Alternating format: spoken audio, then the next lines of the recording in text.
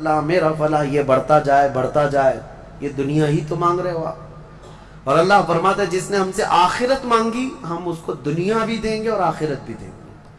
اسی لیے دوسرے پارے میں اللہ نے فرمایا فَمِنْهُمْ مَنْ يَقُولُ رَبَّنَا آتِنَا فِي الدُّنْيَا وَمَا لَهُ فِي الْآخِرَةِ مِنْ خَلَاقٍ، جنہوں نے یہ کہا نا ربنا آتنا فی الدنیا، اے ہمارے رب دنیا میں ہمیں کچھ دے دے، اللہ فرماتا ہے دے دیا جائے گا۔ وَمَا لَهُ فِي الْآخِرَةِ مِنْ نصیب، اور آخرت میں ان کا کوئی حصہ نہیں ہوگا، من خلاق، آخرت میں کوئی ان کا حصہ نہیں ہوگا۔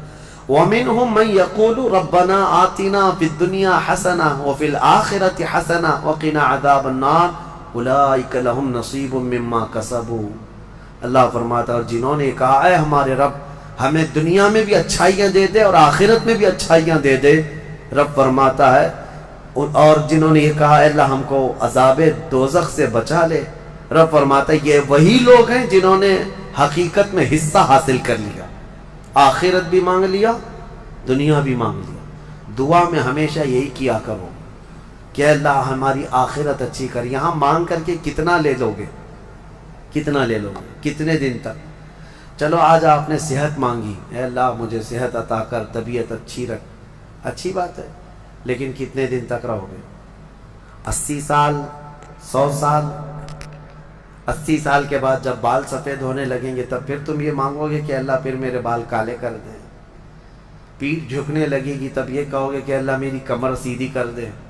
دانت جھڑنے لگ جائیں گے کہو گے پھر اے اللہ میرے دانت صحیح کر دے؟ نظام ہے کائنات کا، صحت کو جانا ہے تو جو جانے والی چیز ہے اس کو ہی ہم مانگ رہے ہیں، جو ہم سے رخصت ہونے والی چیز ہے وہی ہم مانگ رہے ہیں۔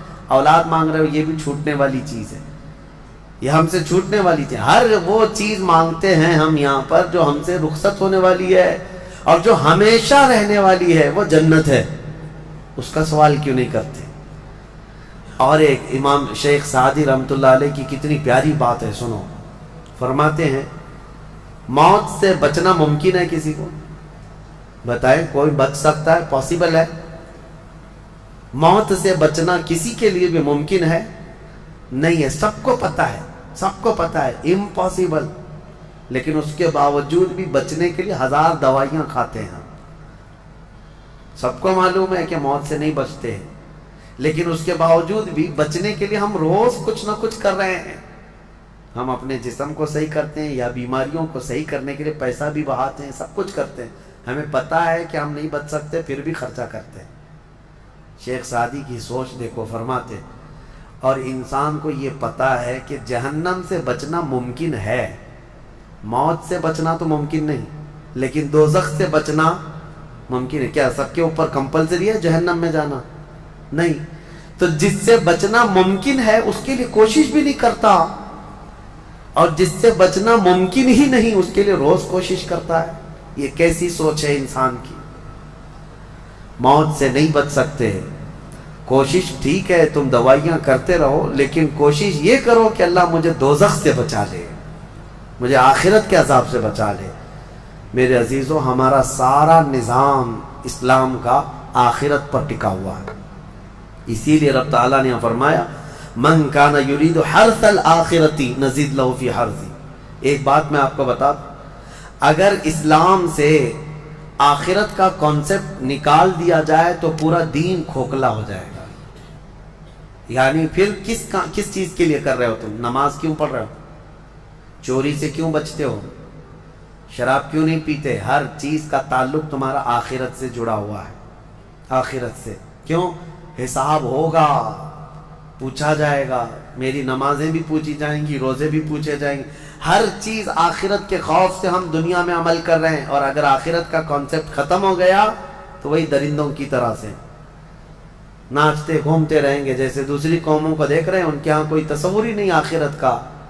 ان کا تو یہ ہے کہ اچھے کام کرو گے تو دوسرے جنم میں اچھا بن کے پیدا ہو جاؤ گے، برے کام کرو گے تو دوسرے جنم میں کتا بلی بن کے پیدا ہو جاؤ گے، بس اتنا ہی ہے، اس سے زیادہ نہیں ہے۔ پھر بھی کچھ لوگوں کے ہاں ہے سورگ اور نرگ کا، لیکن وہ بھی اتنا یقینی نہیں ہے، اتنا یقینی نہیں ہے جتنا تمہارے لیے ذہن میں یقینی جنت اور دوزخ کا تصور ہے، یہ دوسروں کیا نہیں ہے۔ اسی لیے میرے عزیزو आखिरत के तसव्वुर को इतना मजबूत बिठाओ, इतना मजबूत बिठाओ। मुझे एक बात याद आती है कि हमारे एक बुजुर्ग थे, मेरे बड़े दादा, अल्लाह उनकी तुरबत पर रहम फरमाए। पूरे इलाके में लोग इस बात के शाहिद हैं, जब भी कोई कुछ गलत काम करता या छोटी बहुत भी चीज़ हल्की नज़र आती उनको, तो डांटने के लिए सबसे पहला जो जुमला वो कहते थे वो यही कहते थे, क्या तुझे आखिरत का खौफ नहीं है, आखिरत से नहीं डरता। ये एक जुमला अक्सर हर काम पर, नमाज के सिलसिले में हो या किसी को कहीं पर गप्पे लगाते बैठे हुए देखते तो ये कहते आखिरत का डर नहीं है। ये उन बुजुर्गों का शीवा रहा है, औलिया इकराम का तुर्रा इम्तियाज रहा है कि वो अपने सारे आमाल आखिरत के खौफ पर रखे हुए हैं। हज़रत हातिम असम रज़ी अल्लाह तआला अन्हु बड़े पाए के बुजुर्ग हैं, फरमाते हैं नमाज जब पढ़ते थे तो कहते मेरा तस्वुर यही होता है, मेरा तस्वुर यही होता है कि मौत मेरे गर्दन के पीछे, मलकुल मौत यही है। ये सोचता हूँ कि अब आखिरी नमाज है मेरी, आखिरी नमाज है, और दोनों तरफ मेरे जहन्नम के गड्ढे हैं, इधर भी उधर भी। मैं अगर थोड़ा सा भी हिल जाऊं तो हो सकता है इधर के गड्ढे में या इधर के गड्ढे में, और पीछे मलकुल मौत है और सामने रज़ाए इलाही है और जन्नत है, मैं बढ़ने की कोशिश कर रहा हूँ।